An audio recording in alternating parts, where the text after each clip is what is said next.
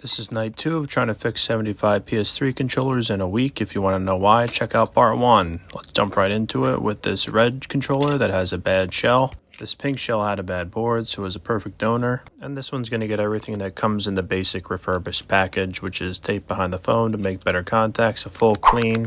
And this one's good to go. So now we're on to controller number 2, and that one does not count. So let's move on to controller 3. This one's not turning on when it's plugged in. Pretty sure it's a bad charging port, so I'm going to head to work on getting that out. Pretty tight squeeze from whatever's mounted behind the charging port, but I did my best to attach the new one.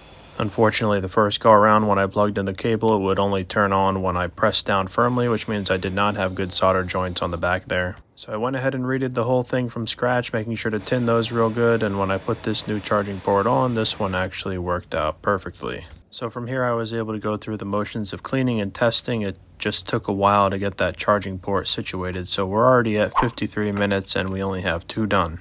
Next we got this blue one with a damaged top shell, so I'm going to swap this board out and put it in a red shell that had soda spilled inside of it. You can see the brown on the board there at the top.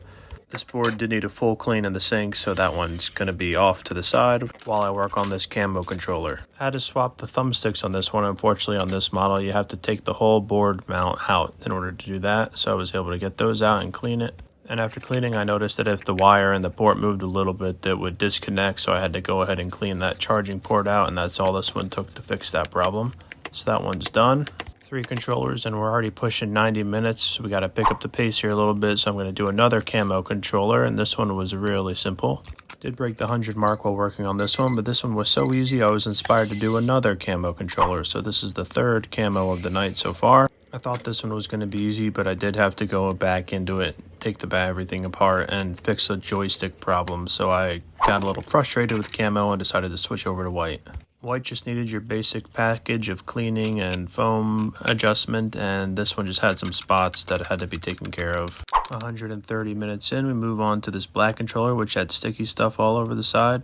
Took that apart, gave it a real good clean. This one actually turned out really nice. It almost looked brand new when I was done, so that was a nice easy one.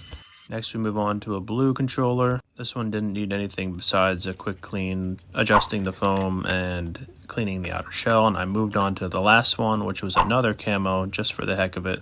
And we can now circle back to that red controller that is dry. Go ahead and put all the buttons in, get this one reassembled and cleaned, and we are done. Official time 194 minutes, which was a lot quicker than last night, and everything turned out beautifully.